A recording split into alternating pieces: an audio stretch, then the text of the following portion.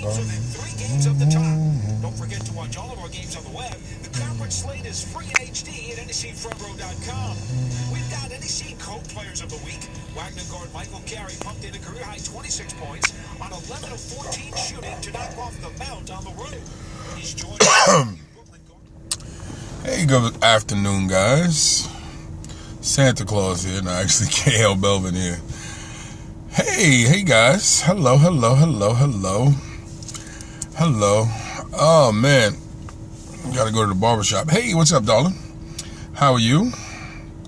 Just wanted to jump on before I head to the barbershop. Just got off from work. I gotta go pick my daughter up in a little while. I am going to Delaware tomorrow for a job interview for a position at a charter school. Ooh, the hours don't look pretty. 7:20 to 4 something. Oh my gosh. But anyway, I wanted to come on today and say don't take the stress home with you. Today I was talking to a fellow teacher, and I was talking to a fellow teacher today, and she was just explaining all the stress that she has and all the stress that she's dealing with, the pains and other problems. And I'm listening, and I'm saying to her, how long have you been teaching? She's been teaching for a long time. And I said, well, how have you been teaching for a long time? I think it was 20 years, 21, something like that we talked. No, 23, I'm sorry. And I'm saying, you've been teaching for 23 years, and you're still taking stress home with you, worry home with you? Now, and this information goes for anybody in whatever field that they're in. I'm just speaking to my fellow educators, but this goes to anybody. You have to take a step back and remember, work is work. You do not have to take work home with you. Yes, as teachers, we have papers to grade and we got stuff that we have to do, which is part of the job. I got that. But you can't take the worry and stress of the position home with you, because then you are shortchanging your significant other. You are shortchanging your children. And most importantly, you are shortchanging yourself. And you cannot do that. And as I was explaining it to her, I said, understand this. Children are going to have difficulties regardless of what teacher is in front of them. You can't then absorb those difficulties and try to save the world to the point that you destroy your home. Can't do it. Thank you for the hearts. Nutty Professor. Okay. Not sure what that means, but I got a feeling I'm going to be in smooth block mode in a few seconds. Anyway, so the reason being is when you care about what you do and you love what you do, and don't get me wrong, if you saw my scope yesterday, I love what I do, and it's been waning. It's between love and like, but I still love being an educator. I just don't like the system. And but the one thing I realized after my first year, and I said this yesterday in the scope, let me just back up a second. My name is KLBELVIN. I am an author, poet, educator, mentor, speaker, husband, father, and man of God, and all those things are intertwined. I don't see the world without all of those hats. I wear all those hats, and all those hats are interconnected. But what I do not do is I do not allow the ancillary things that I do, work, my traveling, my speaking, anything that I do, to affect when I come home to my wife and my daughter. It is unfair to my baby, and it's unfair to my wife.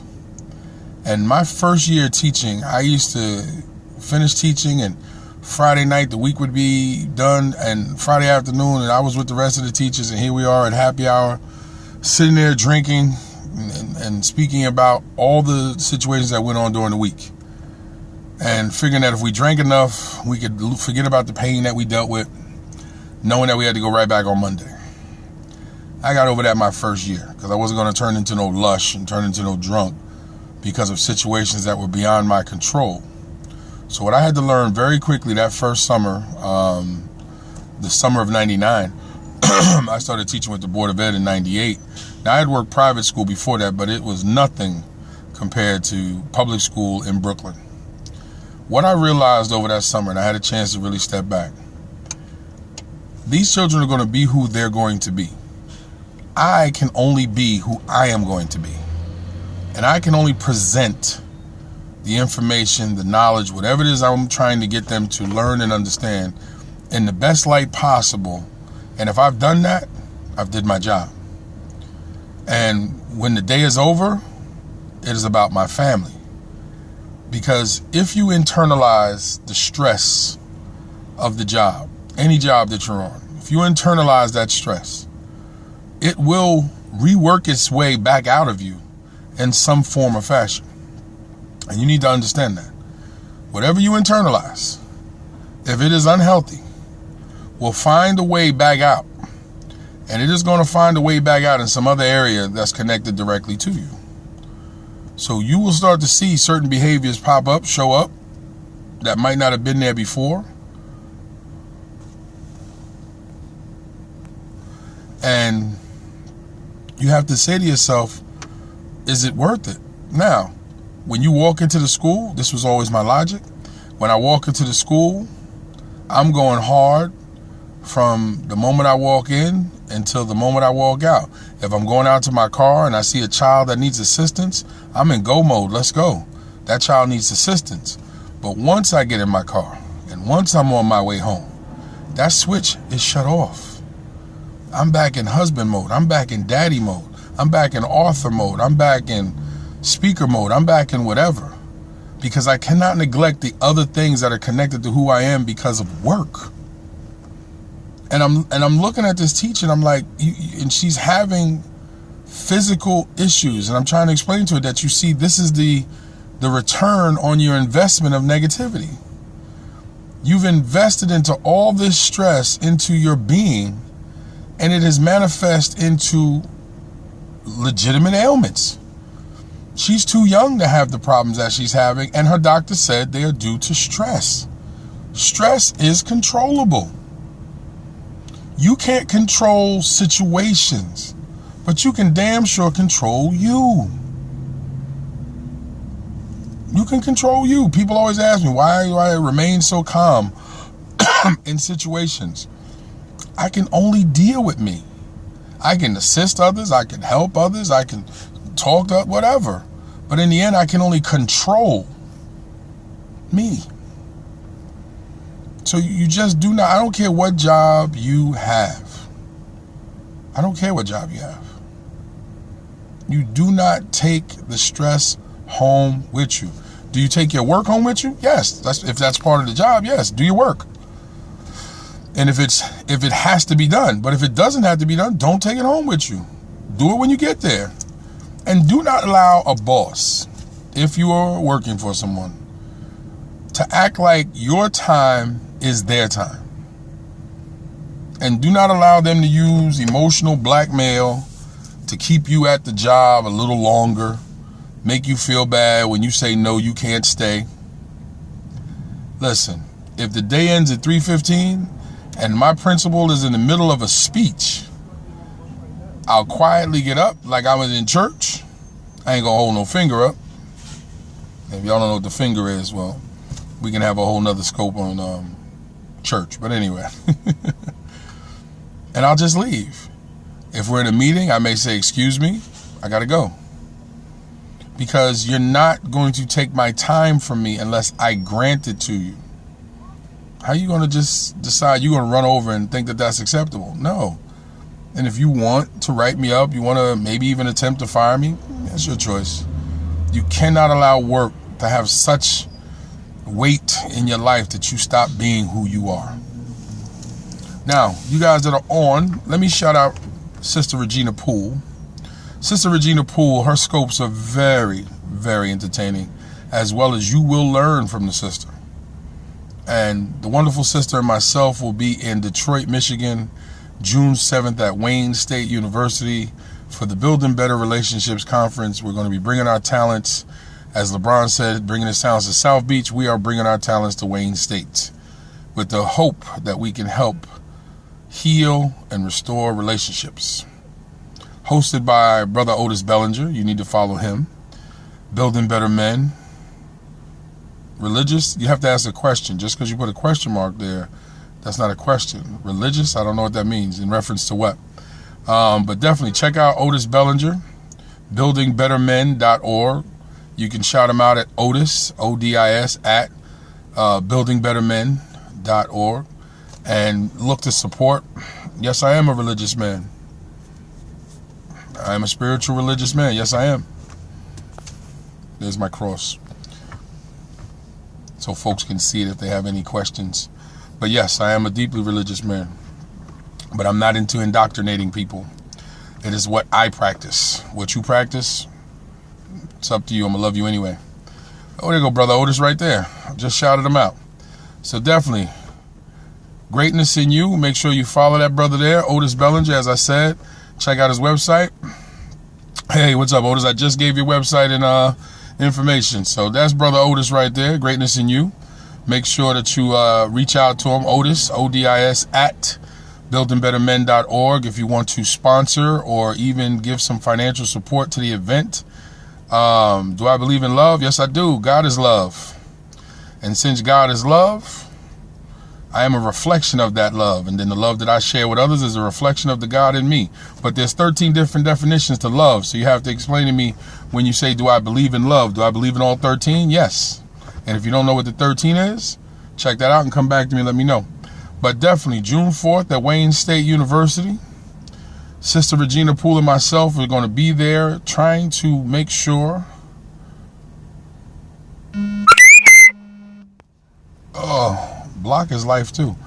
But definitely make sure that you support the efforts. And I'm going to tell you why I mentioned this in the middle of my scope, is that when we have opportunities to help others, you got to get behind individuals like Otis, who is inviting Sister Poole and myself to come to help the people that he works with. So he sees something in us. He believes that we have talents and experience and knowledge that can help the individuals that he's working with. We have to learn how to work directly with each other if we're going to save lives. And we also have to learn that if we don't know what else to do, lend some financial support. Don't buy that pair of Jordans this month. And lend that support to someone who's trying to do something positive. Every dollar counts. I think we've gotten so closed-minded when it comes to supporting each other that we just don't support anything. So definitely do that. But like I was saying, guys, before I get ready to get out of here, please do not take your stress home with you. Please do not allow the job to stress you to such a degree that your husband or wife is affected by it, your children are affected by it. And as I was speaking to my fellow colleague, she said to me, you know what, B, you're 100% right, because I always noticed that you're always upbeat, you're always calm. I don't see you get bent out of shape. I said, no, I don't. Because there's nothing that a boss can do to me. They say they can fire you. Okay, that's an action. And there'll be a reaction to it. And if it's unjust, we fight. If it's just, I'll move on. But I'm supposed to get bent out of shape that I go home and treat my wife and daughter unfairly because of somebody else's action? No. You cannot control situations. You can control you. And one thing that I've also learned is when you don't give in to those stresses, don't take those stresses home, and you actually show people that you're just not giving in to the foolishness, some people just leave you alone. They just leave you alone. They don't know what to do with you, so they leave you alone. Thank you. I appreciate that. And I had a conversation with my principal. I said, look, I'm taking off tomorrow because I got a job interview in another state. Yes, I told my principal I'm taking off, and I'm taking a personal day. You don't have to pay me, because I knew I wasn't going to get paid for the day anyway. I didn't ask permission to take off. I told her I'm taking off. Now, what can she do? Write me up when I come back? Yes, she could if she wanted to. Am I worried about that? No. Because we had a conversation when I took the job in September. I may take days off because I'm moving from New York to another state. Too often we give our employers power over our lives that they shouldn't have. That we're asking permission for things that we don't have to. Hello. I had a student from Kazakhstan. I remember the name. I had a student there for once. We don't have to do that. And you definitely don't take that home with you. You know how many relationships and people that I speak to that work-related stress is affecting how often they go out, how often they make love, how often they sit down and have dinner. It just doesn't make any sense. How is work? How is work doing it? Why would you allow work to do that? Why would you allow work to come into your home and affect the home that you're creating? I'm an educator. I'm a poet. I'm an author. I'm a speaker. I'm a mentor. I'm a husband. I am a father. And I'm a man of God. That is my profession. All those hats. I wear them all at different times, and they're all connected. And I just don't understand why folks do it. And part of it I do know is that we get so wrapped up in money that we panic at the idea of the money not being there. Okay, if he's a good man to you, don't know the man, haven't never met him. Couldn't tell if he's good or not. That's a subjective question. Do I like Russian? Do I like Russian what? Phrase the question differently. That's not proper English. Do I like Russia as a country? Do I like the Russian language? You have to fix that in a different way. But guys, any questions that you have, please feel free to ask any questions that you may have. Please understand that the smooth block party is in effect today. There we go. Oh, I'm tired of that. It is connected to the pursuit of material possessions. It is connected to the pursuit of material possessions. Agree? Well, it all depends. The pursuit you're working may not be, your pursuit may not be for material possessions, but it may be just connected to what you value money as. Now, what you do with the money, I don't know. I just know there's a lot of people allow money to be the antithesis of what they do. And so hence it dictates a lot of their actions in and outside of their home, in and outside of the job, when it shouldn't. Thank you so much for the hearts, Otis. I appreciate them. And I just don't think that should be the case. I don't think we should ever allow money to have so much influence on what we say and do that we start to become outside the character that we possess. Especially if it's going to affect your family, and especially if it's going to affect your relationship with your children. Oh, they do. But we're talking about the feelings to the money. Money is a tool. Possessions are things. So you can always purchase things. The question is, what is your feelings and your connection, your personal feelings towards those possessions and towards what's needed to gain those possessions? It's not the possessions themselves. The possessions themselves have no emotional anything. Money has no emotional anything. It has life when you give it life. Oh, no doubt, brother. We have to. And I just spoke about that. I'm glad you said that, because I just said that when I walk in at 8, I go hard. When I get off at 2:30 or 3 o'clock, I go hard. But then once I'm off at 3, as I'm riding home, it is about now getting my head right for my wife, getting my head right for my daughter, getting my head right for the business, school, whatever I'm doing for me, which causes fear of losing the money because it will result in loss of material goods. Oh, no, but it still goes back to what I was saying about the feeling. Definitely. If you have those feelings, if you worry about the feelings, well, then you're going to have that reaction. If you're worried about, if your feelings are so enrooted into the money, then you are going to worry about losing it. And then hence the feelings of the fear cause you to react to the fear, which then cause you to do things that doesn't make sense. But yes, it goes back to the feeling. And it's just, that's what we have to get away from. Money is a tool. There's nothing wrong with having money. There's nothing wrong with getting paid for what you do. There's nothing wrong with using money. But you cannot allow the work to create such a stressful situation that you have started to become a different individual. Can't do it. because no one wins at that point except for the employer. And trust me, if the employer had a way to get rid of you and get the same work out of you, they get rid of you.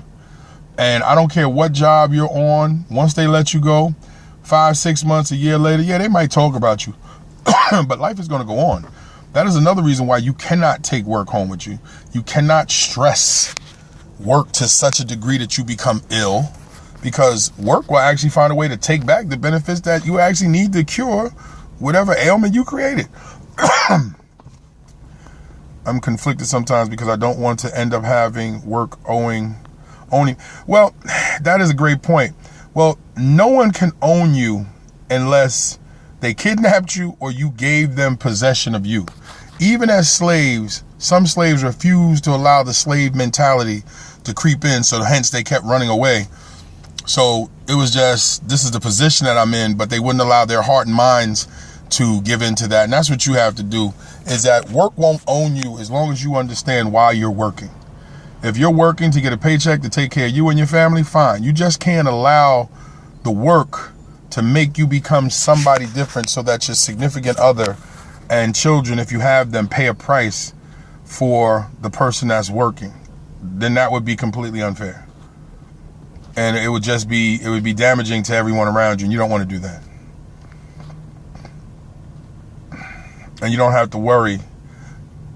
I'm sorry, hello. And no, I don't speak, what's that, Spanish? Hola, como está? Okay, no, I don't speak Spanish. I read it a little bit. But yeah, you don't, you have to, with owning, and it's interesting because I've met educators that are so fearful. I just had, okay, I've heard of it, never been there. I've seen educators panic when the principal comes in to do an observation. I've seen educators react in a negative way when parents come up to visit, and I'm like, are you doing something wrong that you're reacting this way? And they go, no, I just get nervous because, I don't want anything to go wrong. I don't want the headaches. I don't want the drama.